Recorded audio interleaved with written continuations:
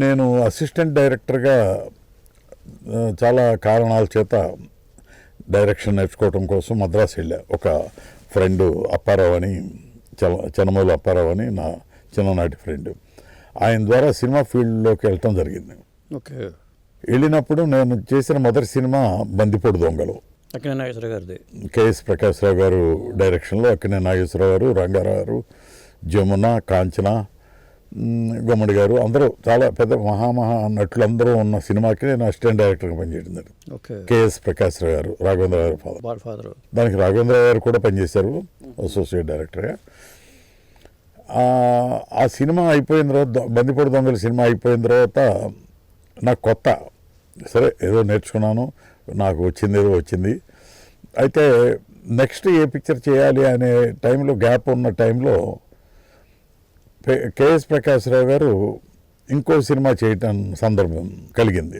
ఆ సందర్భంలో విచిత్ర కుటుంబం అనే సినిమా, దానికి సావిత్రి గారు హీరోయిన్ రామారావు గారికి, అలాగే శోభన్ బాబు గారు షీలా హీరోయిన్, కృష్ణ గారు అలాగే విజయ నిర్మల హీరోయిన్. విజయ నిర్మల గారికి కృష్ణ గారికి మ్యారేజ్ అయింది కూడా ఆ విచిత్ర కుటుంబం సినిమా టైంలోనే.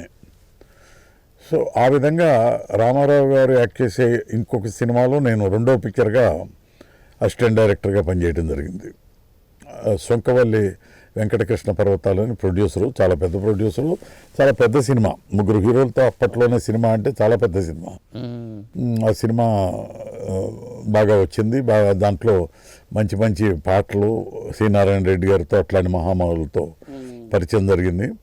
రామారావు గారితో నాకున్న ఆ సినిమా పూర్తయ్యే లోపు ఉన్న పరిచయం ఏంటంటే, ఒక అసిస్టెంట్ డైరెక్టర్గా ఆయన దగ్గరికి వెళ్ళి డైలాగ్ చెప్పటం, లేకపోతే షార్ట్ రెడీ అండి, మీరు షార్ట్కి రెడీగా ఉంది, రావచ్చు అని చెప్పటం, ఇట్లాంటివి తప్ప పెద్ద ఎక్కువ పని ఉండదు. అటువంటిది ఆ పని చేయటం కూడా రామారావు గారి దగ్గరకు వచ్చేటప్పటికి భయపడేవాడిని. ఓకే. ఆయన కుర్చీలో కూర్చొని ఊగుతా ఎవరితోనో మాట్లాడుతూ ఉండేవారు, ఎక్కువగా కళ్ళు మూసుకుని ఉండేవారు. నేను డైలాగ్ ఎప్పుడన్నా చెప్తే, చెప్పండి బ్రదర్, ఇంతే కదా, రెడీ అని చెప్పండి, షార్ట్ రెడీ అని చెప్పండి అనేవారు. నేను అట్లాంటి ఇప్పుడు అసలు అంత పరిస్థితి ఉండేది కాదు. ఆయన అంటే మొత్తం ఆ సెట్లో ఉన్న వాళ్ళందరూ సైలెంట్గాను నెమ్మదిగా మాట్లాడటం, విధాలు కదిలించడం తప్ప అంతకన్నా గట్టిగా మాట్లాడే పరిస్థితి ఉండేది కదా. డిసిప్లిన్తో ఉండేవాళ్ళు మొత్తం షూటింగ్ అంతా. సో ఆ రకంగా అసిస్టెంట్ డైరెక్టర్గా ఆయనకి దగ్గరగా పనిచేసే అదృష్టం కలిగింది. ఓకే. ఇప్పుడు నా చిన్నప్పుడు నా ఫేవరెట్ హీరోతో నేను ఆయన దగ్గర పనిచేయటం, ఒక అసిస్టెంట్ డైరెక్టర్గా పనిచేయటం. ఇప్పటిదాకా ఆయనకి కలవలేదా మీరు అసలు? ఎప్పుడు కలవాల, ఎందుకంటే బందిపోటు దొంగల cinema complete Hyderabad shooting cinema. Okay. Ramarao గారి సినిమాలు ఎక్కువగా మద్రాసు జరిగాయి. ఓకే. నాగేశ్వరరావు గారి సినిమా నాగేశ్వరరావు గారి స్టూడియో, సారథి స్టూడియోలో జరిగేది. ఇక్కడ ఎక్కువ నెలలు ఇక్కడ ఉండటంతో, హైదరాబాద్లో ఉండటంతో నేను రామారావు గారిని కలిసే సందర్భం అసలు కుదరలా. అన్ఎక్స్పెక్టెడ్గా సినిమాకి దూరంగా ఉండి చూడటం కానీ ఆయన్ని ఎట్లాంటిది ఎప్పుడు జరగల. నాకు సినిమా ఫీల్డ్లోకి వెళ్ళటమే ఒక విచిత్రం. వెళ్ళిన తర్వాత అసిస్టెంట్ డైరెక్టర్గా చేయటం, రెండో పిక్చర్కి వెంటనే ఆయనతో పిక్చర్ చేయటం అనేది ఒక గొప్ప సర్ప్రైజ్ అనమాట. విచిత్ర కుటుంబం అది దాని రిలీజ్కి చాలా పెద్ద ఇబ్బంది అయింది. తుఫాన్ రావటం, ఆ తుఫాన్లో 79 అనుకుంటా తుఫాన్ రావటం, ఆ తుఫాన్లో ట్రైన్లు సరిగ్గా డిస్లోకేట్ అవటం, ఇది జరిగినప్పుడు ఒక జీప్ ఇచ్చి కొన్ని ప్రింట్లు నాతోనే ఇచ్చి పంపించారు. నేనే తీసుకొచ్చా, ఎందుకంటే ఆ విజయ పిక్చర్స్ భాస్కర్ గారు నాకు పెద్దన్నలాగా చాలా గైడ్ చేసేవారు. వాళ్ళ చిన్న తమ్ముడు చంటి అని రత్నాకర్, అతని ఫ్రెండ్ని నేను. ఆ రకంగా వాళ్ళ కుటుంబంతో మంచి ఇది ఉండేది. విజయ పిక్చర్స్ భాస్కర్ గారు దానికి డిస్ట్రిబ్యూటర్ కాబట్టి నన్ను ఆ జీప్లో ప్రింట్లు ఇచ్చి పంపించారు. ఓకే. తర్వాత అది పిక్చర్ చాలా సక్సెస్ అయింది, ఇది బాగుంది, హ్యాపీ. అయితే ఈ రామారావు గారితో ఈ షూటింగ్ టైంలో ఉన్న ప్రత్యేకమైన ఇదేంటంటే, సావిత్రి గారు ఆయన కలిసి యాక్ట్ చేసేటప్పుడు ఇద్దరిని ఒక అడ్మిరేషన్తో చూసేవాడిని. అంత చాలా డైలాగ్ చెప్పడం కానీ, నేను డైలాగ్ చెప్పి నా పేపర్లో ఉన్నది ఆయన చదివేవాడు కాదు, వినేసి ఆయన అంతటికి ఆయన చెప్పేవాడు. ఓకే.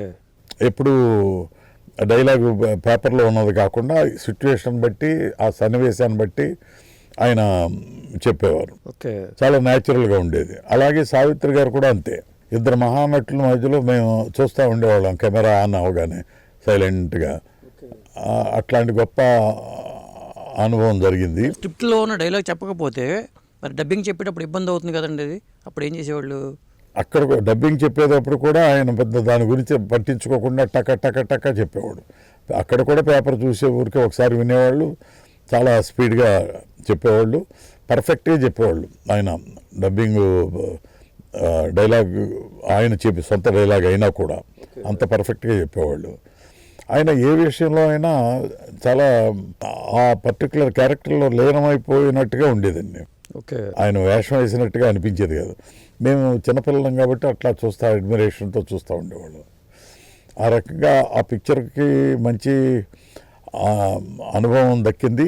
అలాగే ఆ సినిమా రిలీజ్కి నేను నా వంతు ఆ తుఫాన్లో జీప్లు తీసుకెళ్ళటం, ఆ తర్వాత ఆ పిక్చర్ చాలా హిట్ అవటం జరిగింది. యాక్చువల్గా నాకు అంతే, ఆయనతో రామారావు గారితో ఉన్న అనుభవం అంతవరకే ఉంది. అయితే కొంతకాలం నాకు సినిమా ఇండస్ట్రీతో గ్యాప్ వచ్చింది. ఆ టైంలో విజయవాడలో అంటే మా ఫాదర్ చనిపోవటం, కొంత ఫ్యామిలీ ప్రాబ్లమ్స్, ఇట్లా విజయవాడలో ఉన్నప్పుడు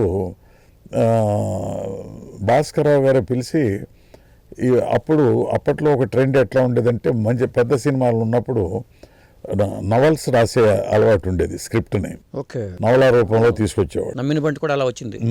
ఆ టైంలో ఈ రామారావు గారు కోడలు దిద్దిన కాపురం సినిమా చేస్తున్నారు. ఓకే. ఆ సినిమాకు నువ్వు నవల రాయవయ్యా, నీకు అలవాటు ఉంది కదా, అసిస్టెంట్గా చేసావు కదా, నేను చెప్తాను అని చెప్పి భాస్కర్ గారు చెప్పారు.